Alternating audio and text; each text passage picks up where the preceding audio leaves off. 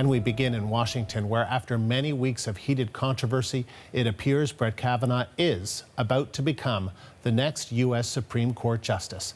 The full Senate doesn't vote on his confirmation until tomorrow, but we now know where some formerly undecided senators stand. Key among them, Maine Republican Susan Collins, who announced her decision just a few minutes ago. We've heard a lot of charges and countercharges about Judge Kavanaugh. But as those who have known him best have attested, he has been an exemplary public servant, judge, teacher, coach, husband, and father. Despite the turbulent, bitter fights surrounding his nomination, my fervent hope is that Brett Kavanaugh will work to lessen the divisions in the Supreme Court. Now let's listen to Democratic Senator Joe Manchin, who has also been speaking about this. The people that I was concerned about, how they said and what they said and how they did it, I did. Senator, do you think that there's still a place in the Democratic Party for you after this? I'm just a West Virginian. I'm just a good old West Virginian. But you're up for re-election in a difficult race. Are you concerned the base is going to revolt? I didn't look at this from a political standpoint. I didn't do that. Are you concerned with Kavanaugh's temperament at all? I know some Democrats have expressed concern with Kavanaugh's temperament and drinking. The Thursday bothered me. The Thursday bothered me a lot. But I saw that basically a different side. Shame on you! Shame on you! Shame on you! Shame on you! Shame on you! Shame on you!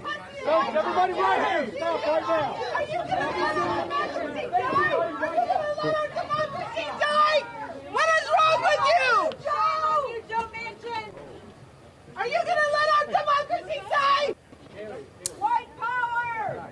And there you go. That was Democratic Senator Joe Manchin, also one of those key senators that we were watching for. He has announced that he is going to vote to confirm Brett Kavanaugh to the Supreme Court, joining another holdout who we were not sure how she was going to vote, and that is Republican Senator Susan Collins, who spoke on the floor of the Senate just moments ago. Let's turn to the CBC's Lindsay Duncombe, who has been watching this day, another dramatic day, unfold for us. She's watching from Washington. So, Lindsay, let's begin. Let's talk about what Senator Collins' key assertions were.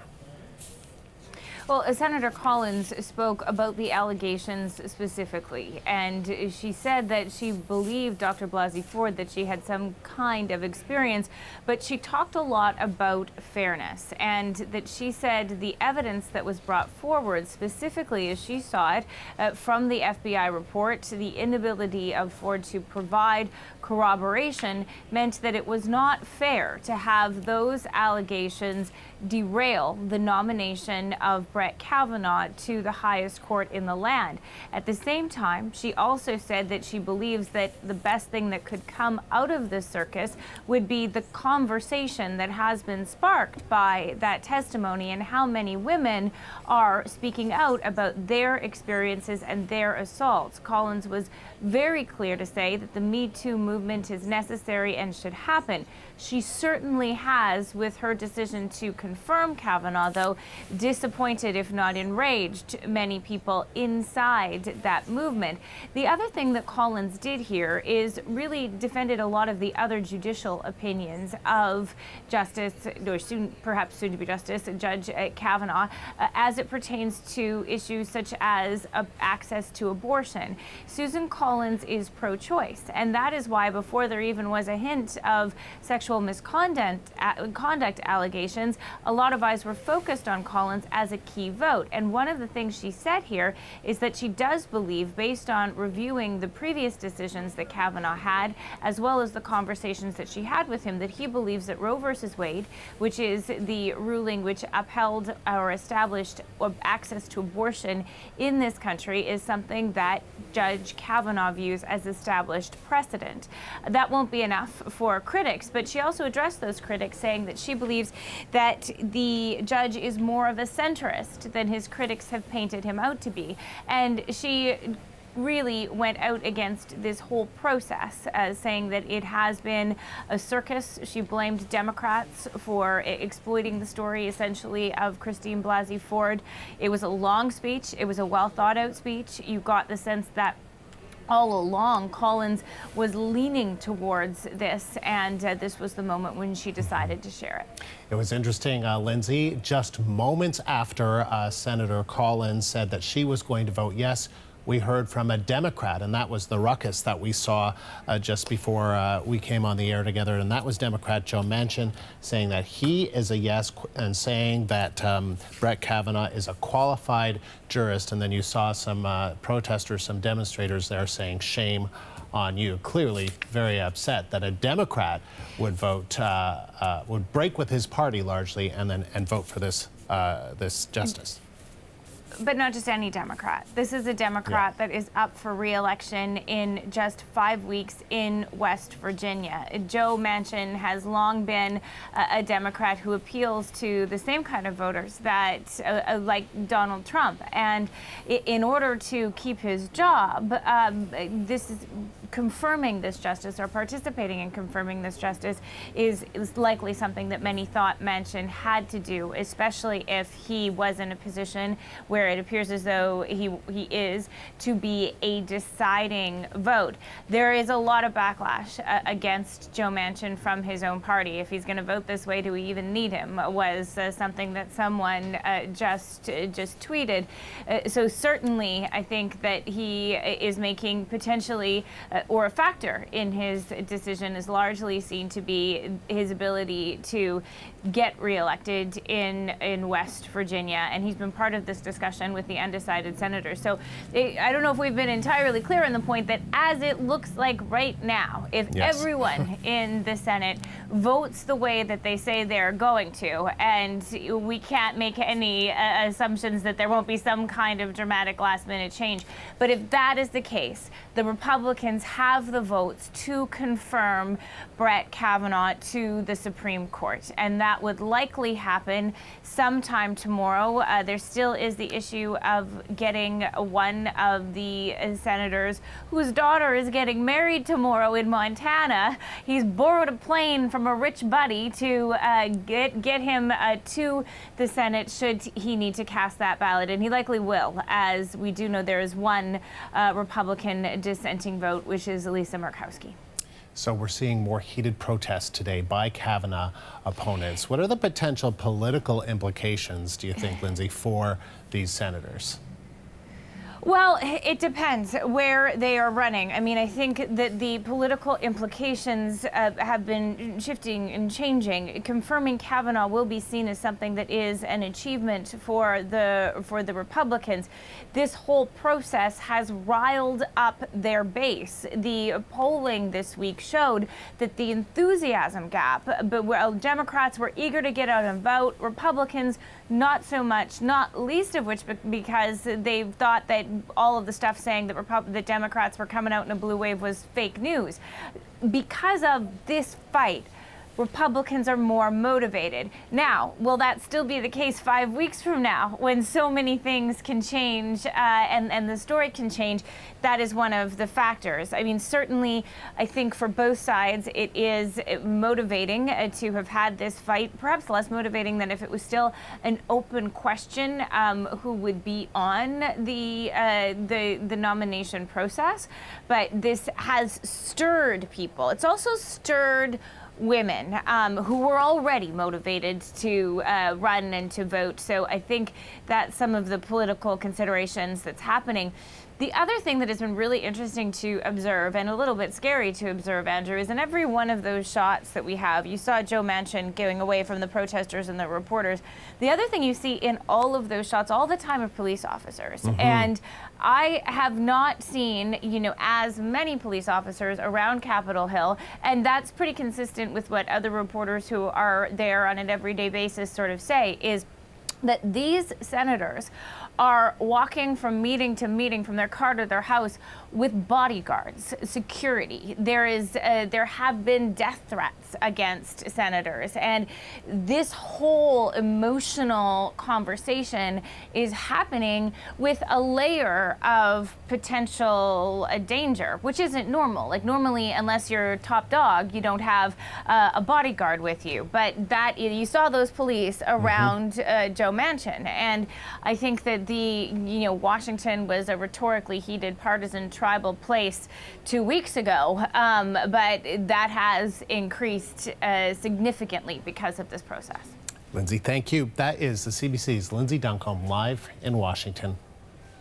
Watching all of this today and since Kavanaugh was nominated is Arash Ari Aramesh. He is a lawyer and legal commentator, and he joins us now from New York. And so let me ask you, Senator Collins is voting to confirm. We're hearing Manchin is voting to confirm. It looks very likely that Brett Kavanaugh is going to be the next Supreme Court justice in the United States. Did you see that coming? Well, it was very hard to make any predictions until last minute.